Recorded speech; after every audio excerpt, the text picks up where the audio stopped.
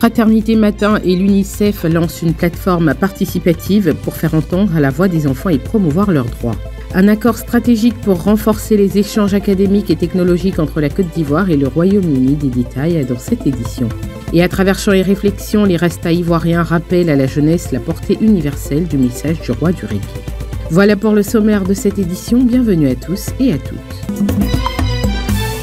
Le vendredi 9 mai, à la salle Charles Diagne, Fraternité Matin a lancé La Voix des enfants, une web radio participative dédiée aux droits des enfants. Cette plateforme innovante permet aux plus jeunes de s'exprimer et de produire leur propre contenu. La mise en place de cette web radio répond à notre stratégie de digital, tout ce qui concerne la transformation numérique dans laquelle on est engagé aujourd'hui. Donc ça, c'est le premier volet au niveau donc de cette on va dire web radio. Il y a aussi la continuité aussi vers le web TV. Donc ça fait partie de notre stratégie et je pense qu'on a commencé.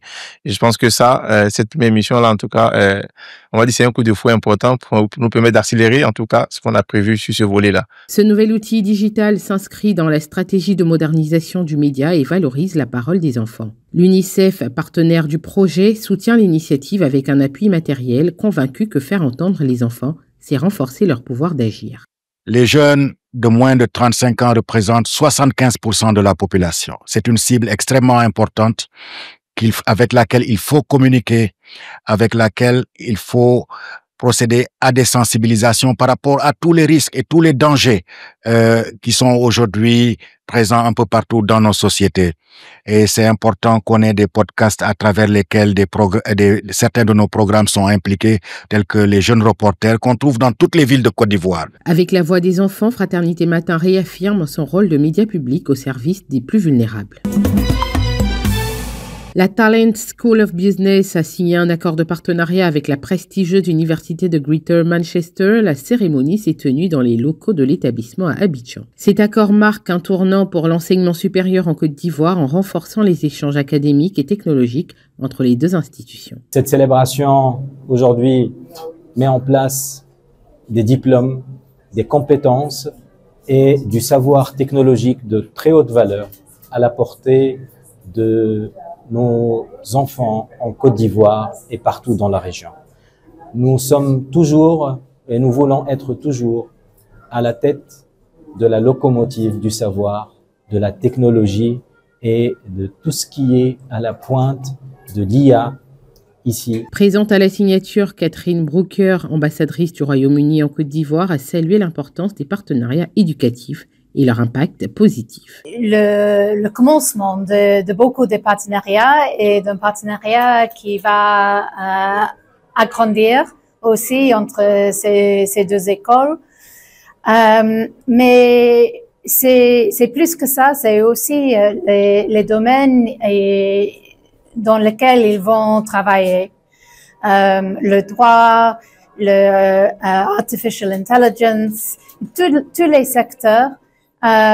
Parce qu'il y a beaucoup de potentiel ici en Côte d'Ivoire. Ce partenariat international ouvre de nouvelles perspectives pour les étudiants ivoiriens entre mobilité, innovation et excellence académique. Nous sommes à Boromba, village situé à 22 km de Bondoukou. Avec plus de 500 habitants, le village vient de bénéficier d'un nouveau château d'eau offert par l'international ivoirien Yao Kwasi Gervais, dit Gervigno. Quelques années, les mères et pères et petites sœurs, petits frères faisaient des kilomètres pour aller puiser de l'eau au marigot, sans savoir si l'eau elle est propre ou pas. Je pense qu'aujourd'hui, ils auront l'occasion, grâce à Dieu, et grâce aux ancêtres, d'avoir de l'eau propre. Ce geste destiné à améliorer l'accès à l'eau potable a été salué par la ministre Nassene Batouré, présente lors de l'inauguration. Aujourd'hui, ce château d'eau marque du sceau de la générosité et de l'attachement à la communauté, vient alléger le quotidien de nos mamans et de nos filles, longtemps soumises à la corvée de l'eau.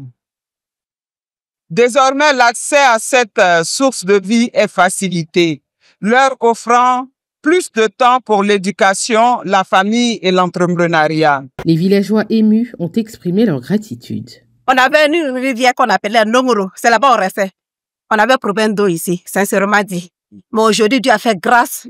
On a un château d'eau, on va bien se laver, on va bien laver nos linges, bien propre, en famille. Dieu merci, on remercie le Seigneur pour ça. Et on remercie Gervino qui nous a envoyé de l'eau. Maintenant, nous sommes très contents parce que grâce à le château d'eau, quand on vient au village, on peut inviter nos amis.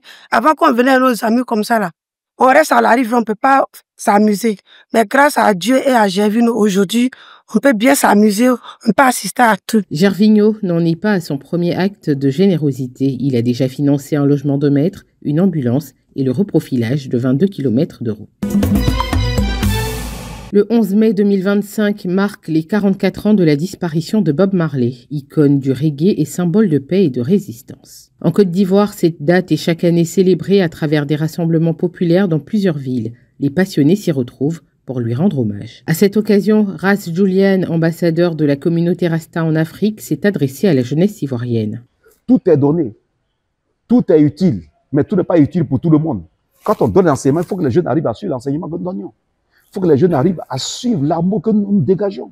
Il faut que les jeunes arrivent à suivre la sagesse que nous donnions. Pas s'investir dans des choses cancérigènes et dans des cultures toxiques. Bob dit, usons la discipline. 1. Usons la détermination. 2. Usons la détermination pour pouvoir arriver à se bâtir, à se construire, à être une sentinelle spirituelle pour toi-même, pour ta nation, pour ta famille et pour le monde entier. Pour Ras Julian, cette commémoration est un temps fort de partage culturel et un appel à la conscience collective dans la lignée du combat mené par Bob Marley. Ce qu'on doit retenir est que la musique reggae est une musique d'éducation, de lumière et d'élévation qui permet à quiconque qui est au bas de l'échelle de se lever au-dessus des contingences immédiates et d'agir en être pensant. Tcha. En Côte d'Ivoire, le 11 mai dépasse l'hommage musical. C'est une invitation à faire vivre le message de Bob Marley au quotidien, surtout auprès des jeunes. C'est la fin de cette édition. Merci de l'avoir suivi. L'information continue sur 7info et sur 7info.ci.